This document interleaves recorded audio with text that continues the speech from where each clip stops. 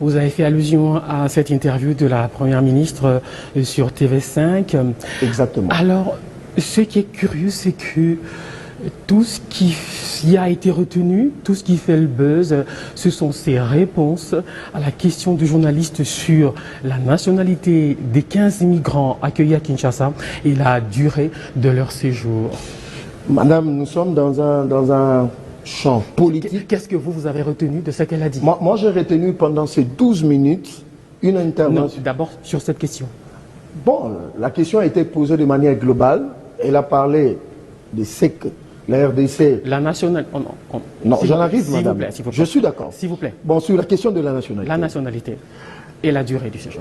Madame la Première ministre a dit que ces demandeurs d'asile aux États-Unis sont localisés géographiquement au niveau de l'Amérique latine. Nous tous, nous savons. Nous tous, nous sommes au courant que l'Amérique latine n'a que 3 pays. Ah ah. Ben oui. 3 pays. Sans déconner. Oui, 3 pays. Il y a la Colombie, le Pérou et l'Équateur. Vous voulez qu'on sorte une carte géographique de l'Amérique Faites-le latine? sortir. Il n'y a que ces pays-là. Et il n'y en a que 15 qui sont venus. Mais sur la question de la durée. Yannick, je peux avoir une carte géographique? Oui, ma Première ministre a été prudentielle. Parce que ceux qui sont venus, le 15... Et le Brésil se trouve où? L'Amérique latine, c'est 3 pays. À moins que... Le Brésil se trouve où? L'Argentine, c'est où?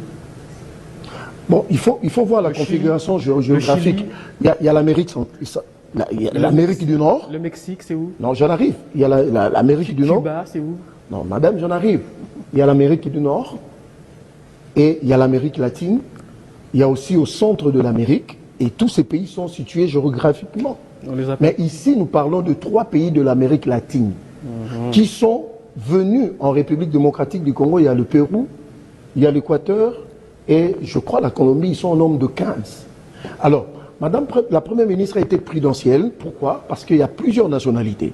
Ce n'est pas à la RDC, c'est aux États-Unis. Que ces gens ont demandé l'asile. Ce n'est pas au Congo.